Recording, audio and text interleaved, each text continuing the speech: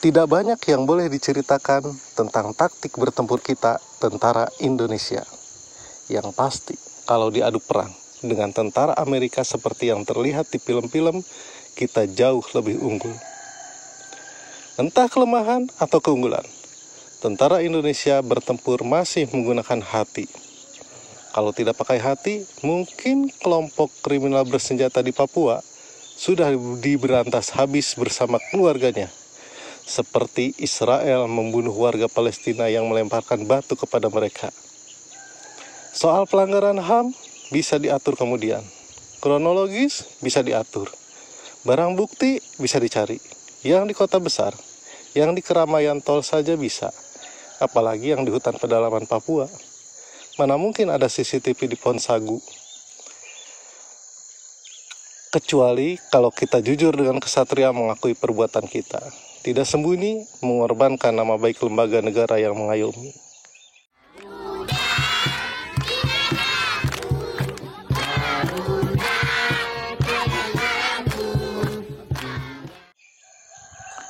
Latihan taktik di Dodiklatpur sudah menjadi hal rutin bagi kami. Jarang kami berada di kelas. Semuanya menjadi mudah dipahami dengan praktek langsung di lapangan.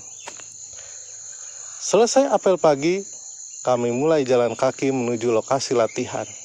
Perkebunan sawit tidak jauh dari Dodiklatpur. Yang perlu diwaspadai cuma kotoran kerbau dan ular tanah. Jangan sampai terinjak. Kalau terinjak, keduanya bisa bikin kaget. Yang satu bau, yang satu mendesis. Ada hal yang baru kami temui di sini, di setiap berangkat latihan. Di belakang kami selalu mengikuti para emak-emak menggendong bakul berisi jajanan. Kemanapun kami pergi latihan, mereka selalu ada. Mereka lah yang disebut bodrek.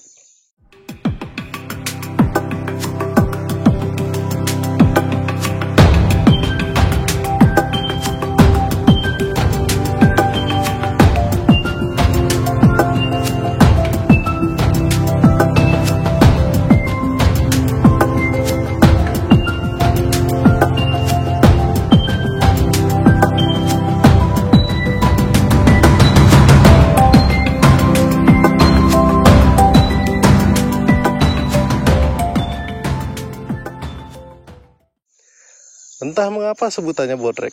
Aku kira cuma ada di Dodiklatpur Indam 3 Siliwangi saja. Ternyata di Kodam 4 dan Kodam 5 juga ada. Dan sebutannya sama, bodrek. Waktu aku sekolah Bintara di Bihbul, Bandung juga ada. Yang sekolah Secapa di Hegarmanah, Bandung juga ada. Namanya sama, bodrek juga. Para pedagang yang mendukung suksesnya latihan prajurit TNI.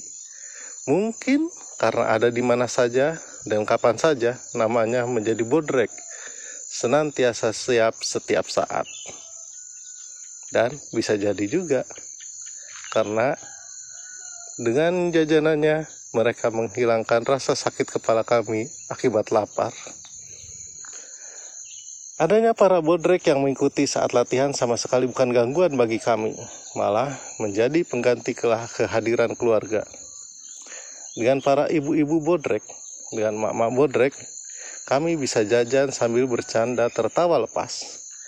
Hal yang tidak bisa kami lakukan dengan ibu-ibu kantin yang rata-rata adalah istri pelatih. Bercanda dengan kawan, rasanya beda. Apalagi bercanda dengan pelatih. Mana bisa. Saking seringnya mendengar materi latihan, mungkin para emak bodrek ini jadi cerdas.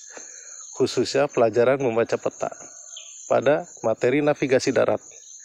Kalau kita lupa tanda-tanda peta, merapat saja ke emak-emak bodrek.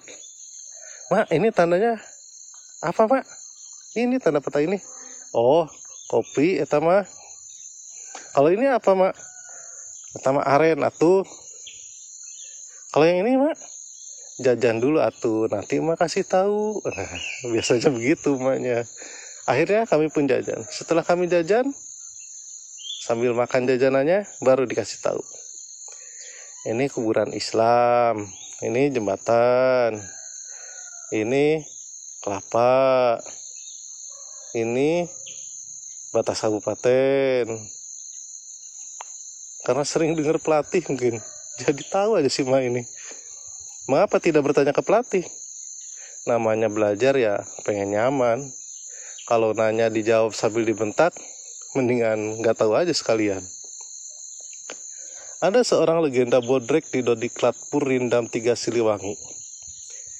Beliau biasa dipanggil Makimok. Entah sudah berapa puluh tahun berjualan, dan berpuluh angkatan sepertinya kenal beliau.